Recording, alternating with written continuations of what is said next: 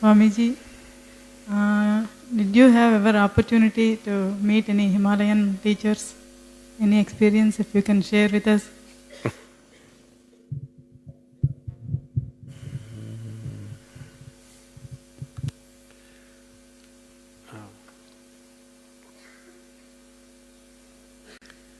I don't go to Himalayas to meet anybody.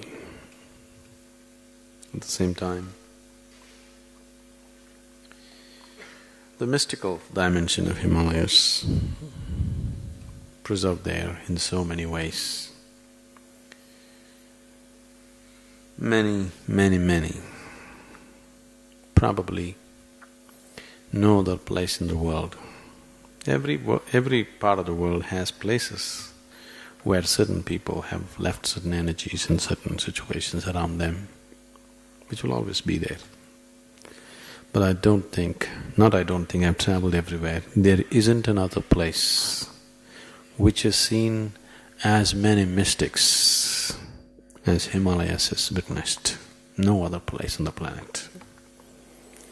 If you're sensitive to it, it's not just a mountain, it's something else. It's not your belief. I'm not talking about believing Himalayas are sacred or whatever. Many yogis and mystics choose never to speak, never to teach, but their longing to share is not any less. So, they will leave their work in a different form.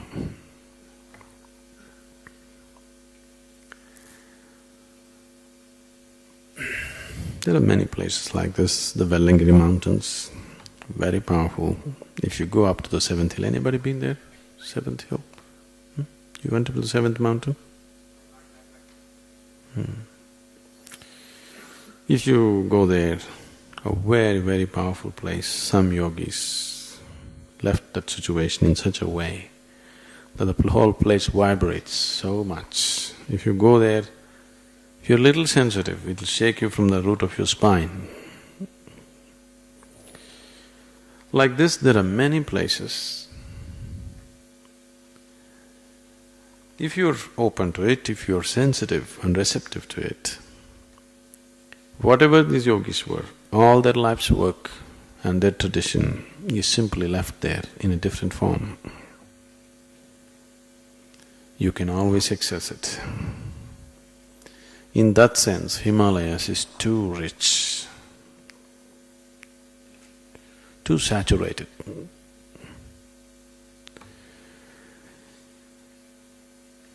The surrounding areas of Kedar, Yukteswar and other places have witnessed so many beings.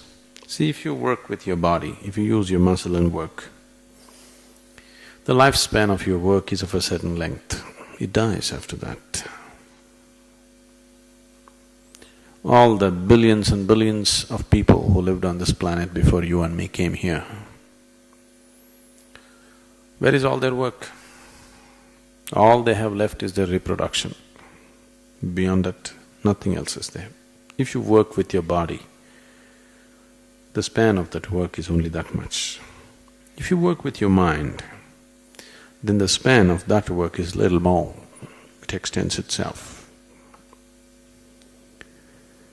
But if you work with your life energies, that dimension is forever. Even if the planet goes away, that will not go away. As you have an internet, there is a yogic net. If you are willing, you will see Gautama, the Buddha, is not 2500 years ago, he is just today. As alive today as he was 2500 years ago. Only thing is now, he doesn't have the burden of physical body. The physical body is a restriction. Whatever comes through a physical body, you will have likes and dislikes with it, isn't it? So, once free from the physical process, it becomes even more empowered and effective. I am proud to say that I've been to the Himalayas. I've been to Kedarnath, and I've also visited Kailash. Kedarnath is a place where many mystics and yogis left their energy there, and it's gotten all mixed up like scrambled eggs. That's what Sadhguru says. And that was my experience also when visiting that place. You can watch my video of me traveling to Kedarnath. It is one of the most popular videos on my channel, the most viewed video on my channel. Just like you can store information on a USB stick, you can store energy or information and memory onto a rock. And that's exactly what yogis do. They transmit their own life energies into stones, into various objects, for that memory, for that energy to reverberate for a very long time. When I say very long time, could be thousands of years.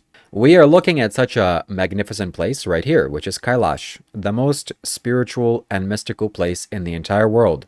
Sadhguru in this video also talks about Vilangri Mountain, which I'm proud to say also I've been to.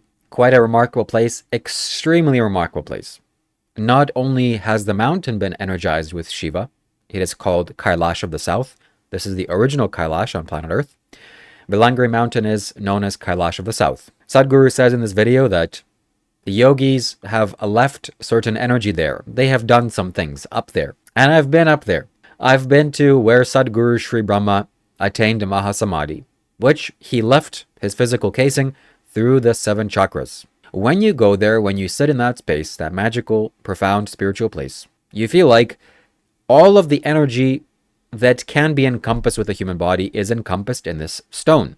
Primarily, the activation of the solar plexus chakra in that particular place is overwhelming. When I sat there for some time, the amount of reworking and rewiring that my body did, it was something to be noted down. It's noteworthy. Similarly, Sadhguru talks about, just as we have an internet that you're watching this video on, we have a yogic net, which means beyond the 3rd dimension, there are so many other dimensions that I cannot even comprehend. But I'm sure you've gotten some experience of thinking about someone, perceiving something, and then that thing happening. That is a glimpse of this yogic net that Sadhguru talks about. What is it? It is an energy field, an energy dimension. And you can communicate to yogis, to your friends, to anybody in the world. If you have the energy transmission and the person is receptive, you can know what's going on. Similarly, just like a USB stick, you can leave energy and information inside of a rock or a stone or a particular place, and then somebody can go to that website, in quotes, and read all about your life's work, your past history. So, a yogi that wants to store some knowledge, he doesn't have to write it down on a piece of paper. He can literally store it inside of a rock or a stone. If you want to hire me as a spiritual coach, go to shivakailash.com.